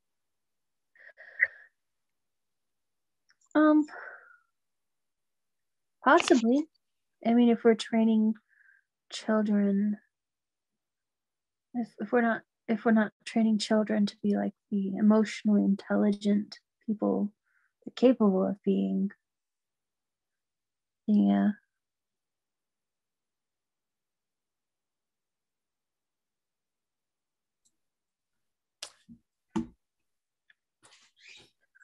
So the character name, the character that is named Dink, the black male character that is named Dink, the word Dink is supposed to mean a couple with two incomes and no children. Oh yeah. So, do you think with that definition and with how Black males are portrayed, do you think that could be coded as, hey, in the future, racist men and racist women do not want Black males having offspring? If so, very few. I'm not sure. I hadn't thought of it that way. I would have to think about it some more, but I forget why they call him Dink in the books. I think actually Dink was Asian in the books, if I recall correctly, but I don't. It could also it's also slang for nitwit. So jerk and also nerd, and nitwit I believe is a scattered brain or stupid person. Yeah. So yeah, his name is mistreatment. His name is refined yeah. supremacy. Yeah, that I would agree with, but like in terms of like thinking like the children part, like I would have to reflect on that one more.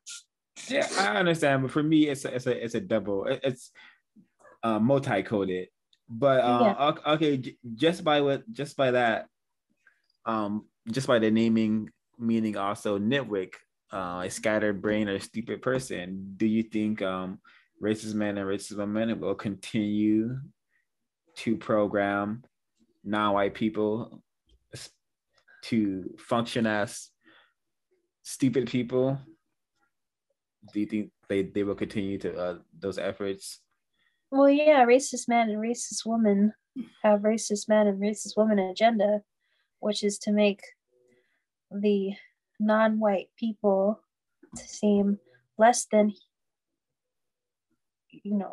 seem base or like less than, beneath them.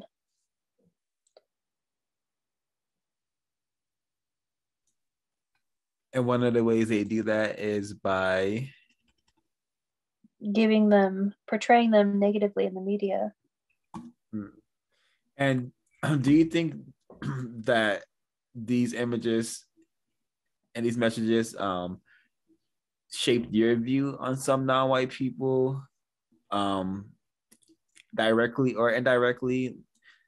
Like when you're having to see Black characters named Toast, Black characters named Buckwheat, Black characters named after food or tools or movements like Dodge, So did this affect your thinking of non-white people, just barrage of racist propaganda? I never really thought of it that way. It probably indirectly affects me in ways that I would need to do some self-exploration to uncover.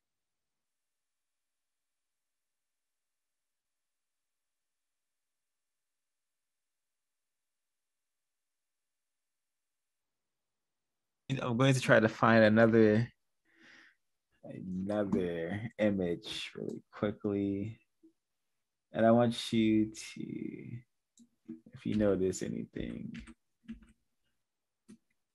it's supposed to,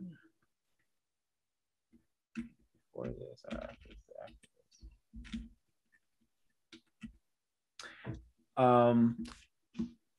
this. Lilia, do you notice anything about this scene, about this shot?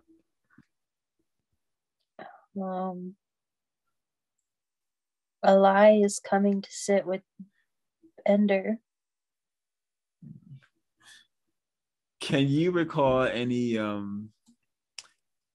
experiences, observations you may have had with chocolate or white people saying something about chocolate or candy or something in that regard? Yeah. You care to share? Well, Because he's eating a chocolate brownie. Yeah, I see and, that. And that is a detectable pattern that I've observed. The consuming of chocolate. Yeah. So what? So I've heard of like white women specifically refer to the black men that they're interested in as being their chocolate.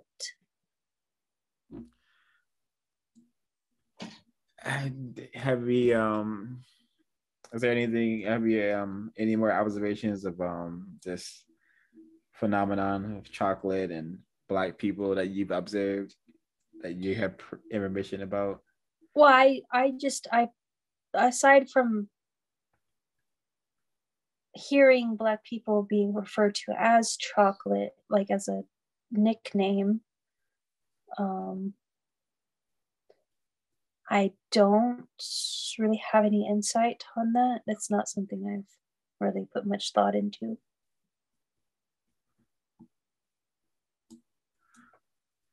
Do you think it's interesting? No, not that. What do you make of Jeffrey Dahmer working at a chocolate factory, then going on to do what he did? I didn't know Jeffrey Dahmer worked at a chocolate factory. That's very interesting. Do you think it means anything? I have no idea. Okay, well, yeah, that I thought the scene was interesting. Just the food selection could have been anything, right? But it's brownies for some reason. Yeah. Do you think could have been an apple? Do you think it's a healthy diet for soldiers to be eating? Yeah, probably not. It's a comfort food for a child for sure, but not necessarily like a health food you'd expect of a soldier.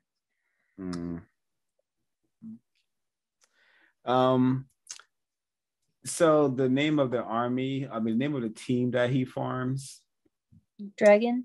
Yeah, the Dragon Army. Does that have any significance to you?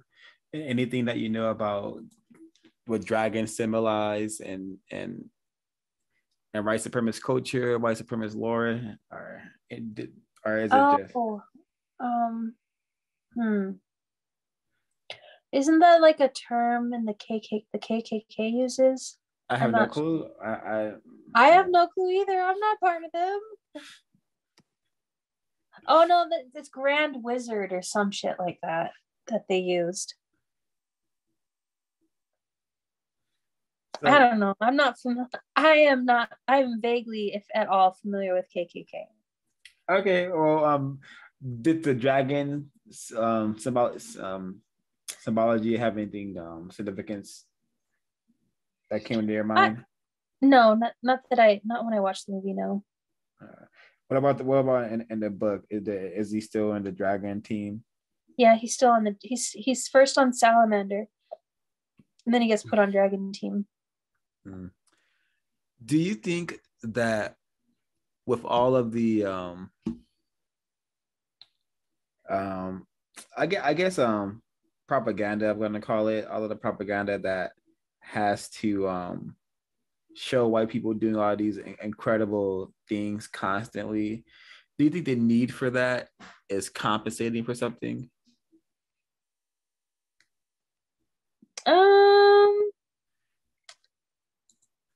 I think maybe secretly racists feel inferior, and so to compensate for that inferiority complex, they do the things they do. But I don't know if I'm reaching there or not. No, I kind of didn't understand what you said. If you could probably simplify it maybe a little bit. Yeah, so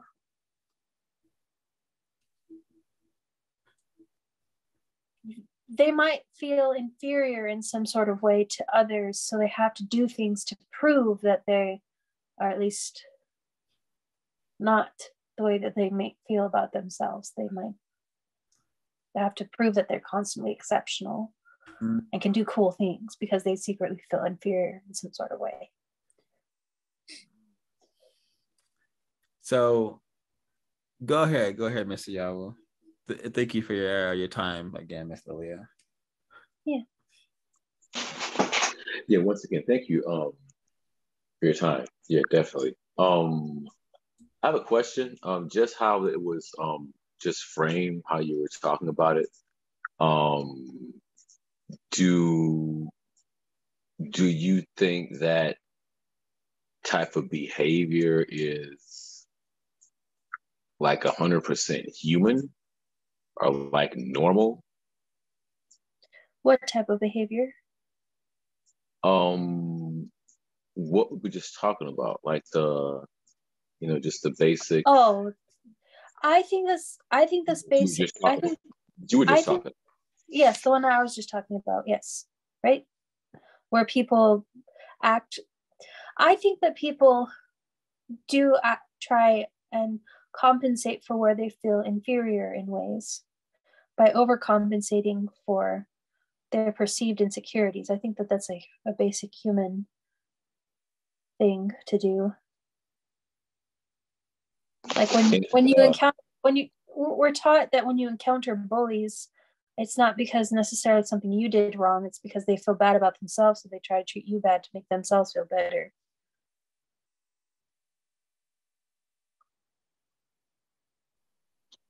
So in the context of white supremacy, could that be applied to people who classify themselves as white? Since that is a dominant system? Yeah, I would say so. Okay. All right. Thank you for your time. Mm-hmm.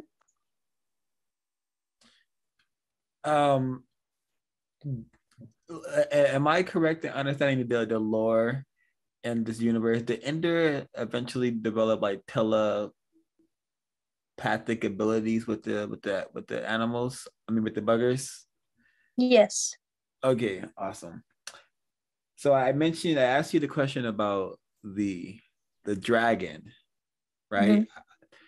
And I asked you about the compensation as well, because from what I understand from my research, and I also could still be an error, I think the dragon, it has been used in cinema and entertainment to symbolize some sort of higher consciousness, some sort of ability to reach a higher state of thinking, of existence. Some would call it unlocking the third eye. And I think that is why he's probably the dragon team, because he is the supposed to be the symbol of a white person, or a suspected racist who has unlocked their third eye. And what is supposed to be attached to the unlocking of the third eye is a something called a pineal gland. Yeah, the pineal gland. And it has been said that people who classify themselves as white do not have a pineal gland that is fully functional. It has been said that it is calcified. Some have said. Really? I've never heard that. Yeah. And this everyone should do their own research. But it has been said that non-white people, their pineal gland has not been calcified. So we still have the potential of unlocking the third eye.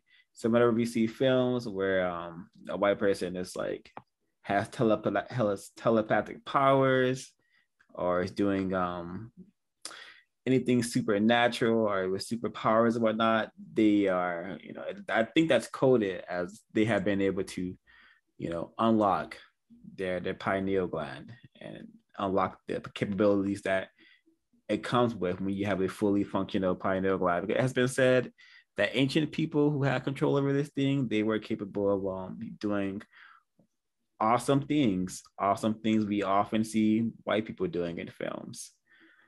And I could be just, a highly confused victim, but that's what came into mind when I hear Dragon Army. Okay. Bum, bum. I also think about another cult classic with the dragon in particular, since we're on the topic, is Game of Thrones. Yeah. The dragon is highly worshipped in that. And it's also on a lot of flags as well. Not to, give out any information, but yeah. Yeah, it has also been called serpent worship. It has also been tied to the cult, but I think it is just the unlocking of one's potential. Game of Thrones is another one where I've read the books and watched the movies.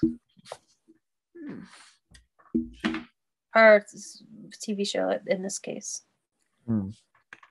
Awesome. If you ever dig with the coding on that, we'll definitely ring your line. Okay. I'm just going over my notes. I have my questions. Is this one?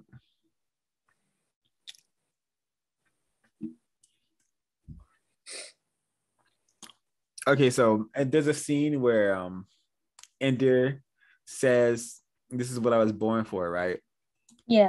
And apparently in this universe, he was born to be super effective in the system of white supremacy. His effectiveness eliminating an entire species besides one. So that's what he was born for in this universe, and that's why he was born. Why do you think people who classify themselves as white, why do you think they have offspring?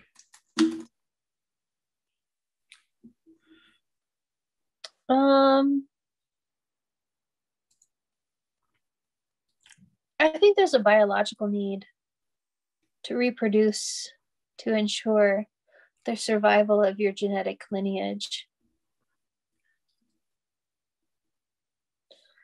I think it's biology that compels people in general to reproduce.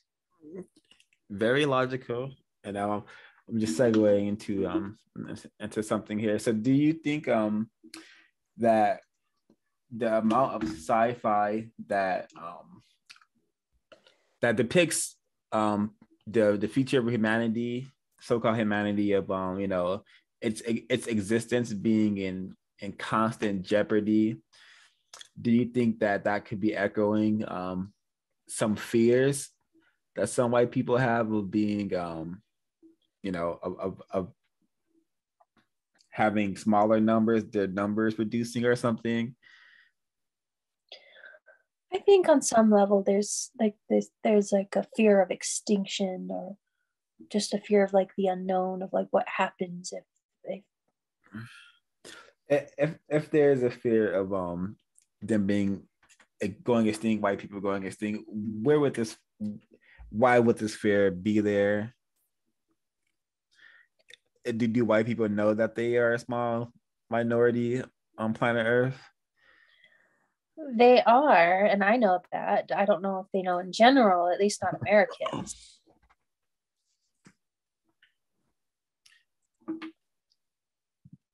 So I do not know if the question was asked, so I'll try to rephrase it. Do you think that there's fears that white people have that they may not be able to produce enough white children in the future? I think that's a fear, and I think that that's part of the reason why the abortion ban is. I think the abortion ban coming back into place is part of like class warfare, and I think it's just stupid. Do you think that white people would accept help from non-white people to maintain the numbers that they want to have, like to keep the white race in existence without having the system? Do you think that the most powerful races would come to those terms? I have no idea. That's very speculative. I know this is one wild problem we're dealing with here. But if it's a because if it's a population, thing, if the most powerful racists are worried about wanting to remain white, and they think they have to do that by having a system, then I think a simple solution could be a system of justice, and the help that they're getting that they need the most is being able to remain not classified as white, but have the genetic makeup of what was once classified as white. Yeah. That makes sense, right? That makes sense. Yeah, and do you think it's very logical for non-white people to be willing to help white people to do that? I mean, yeah. Yeah. So, and if white people refuse to, stop practicing racism, do you think it's logical for non-white people to say, okay, since you all will not stop mistreating us with the system of white supremacy, can you just eliminate all of us? Because that's much better than being in the system. Do you think that's a logical way of thinking for non-white people to have? I don't know, honestly. It seems okay. It seems like an extreme solution. If a solution at all, you know what I'm saying? Yeah, it seems like a non-solution, an extreme non-solution. Yeah, it's I know it's drastic, but we're up against the rope, some would say. Yeah, and it's either justice or we can't be here anymore. Right? Do you think that we should remain in the system forever, or find some way to get out of it, even if that way is us no longer being on this planet? Well, if you're not on this planet anymore, where would you go? Oh, into the non-existence, because the white people would have had to kill all of us for us to no longer be on the planet, because we don't have the means to leave the planet. Well, that's a sad thought. I don't like thinking about that sad thought. Maybe, but we must be logical in this business of attempting to produce justice and reveal truth. And and honestly, if you're that saddened by it, I do hope and encourage you to follow the suggestions that Helen B gave you, especially the third one, which is to send people to producejustice.com, send people over to CRWS as well. So okay. Yeah, but until you're able to come up with better solutions, because I don't think appealing to the emotions is gonna get us. It's not gonna get us, it may get us somewhere, but I don't think it may get us where we need to be. I think appealing to emotions can help on an individual level, and if we had enough individuals, it starts with one person, right? Like appealing on the individual level, how? Like, let's have some examples. Well, for example,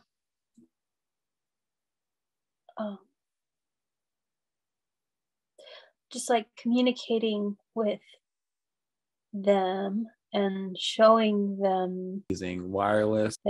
You're human, you're human too. Like, we're all human. I don't know. I don't have.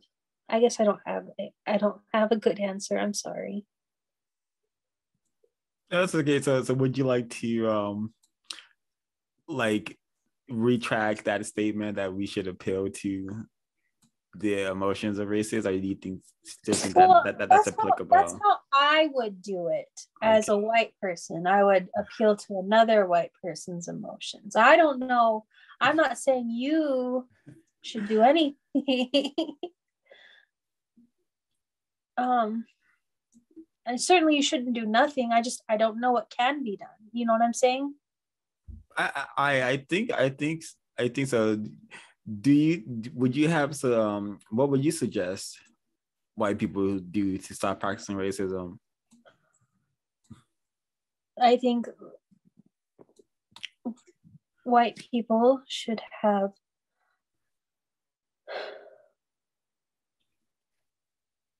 I think we should get rid of the power structures in place and completely I know that that's like grandiose and seemingly impossible, but maybe within our realm of control, elect officials who are not racist, elect officials who can implement change.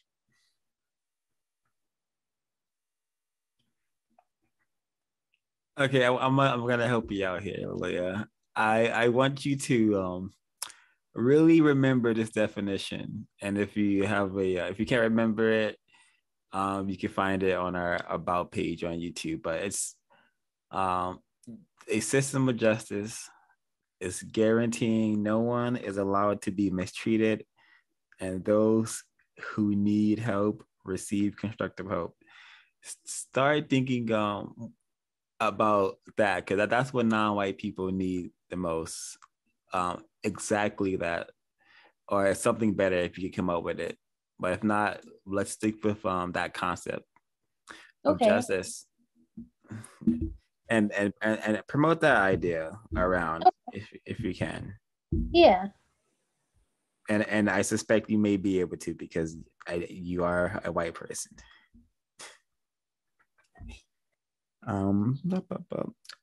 Just going over my question. I think we covered everything. Well, father. Okay. I also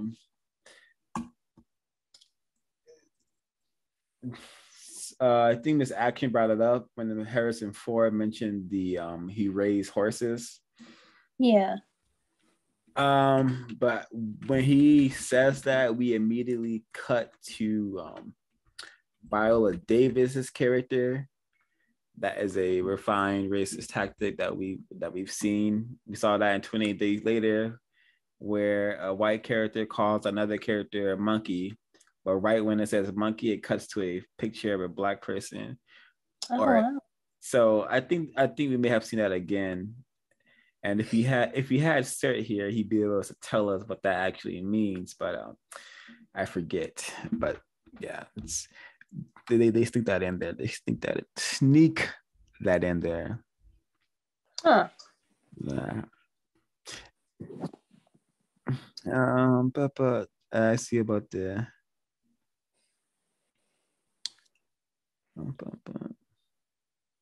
Yeah, I think if no other hosts have any, guests have any questions, we could definitely wrap it up. Yeah. And end the broadcast and talk about the next film we may be doing. Okay. All right. Definitely thank you for your time, Lilia. Thank you.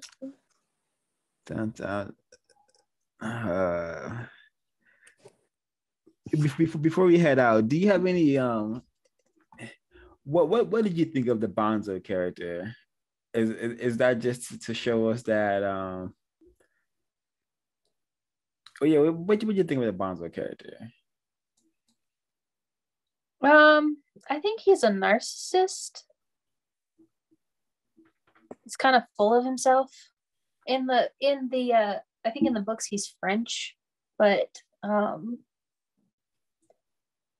his name's Bone Soul. And in the books, he doesn't like being called Bonzo, and he'll like being called Bonzo incites him to violence, because he's just like, I am not Bonzo, I am Bonzo. Yeah, because it's interesting. And I do. Oh, he has like he has like what I think was called a Napoleonic complex because, I think that's what it's called. Because he's a shorter person. Yeah. Yeah, I did notice that. And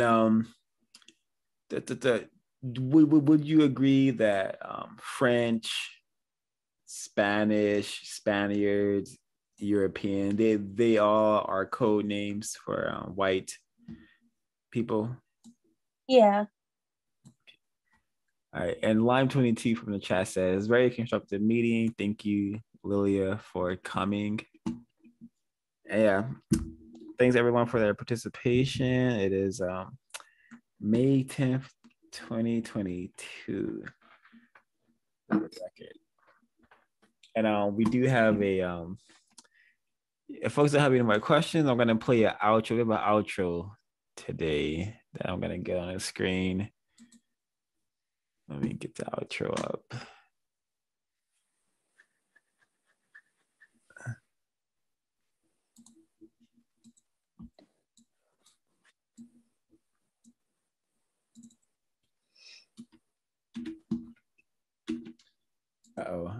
Okay. All right, thank you for tuning in to CRWS. I'm gonna play our outro and we're gonna head out of here. You are alive. No. I exist.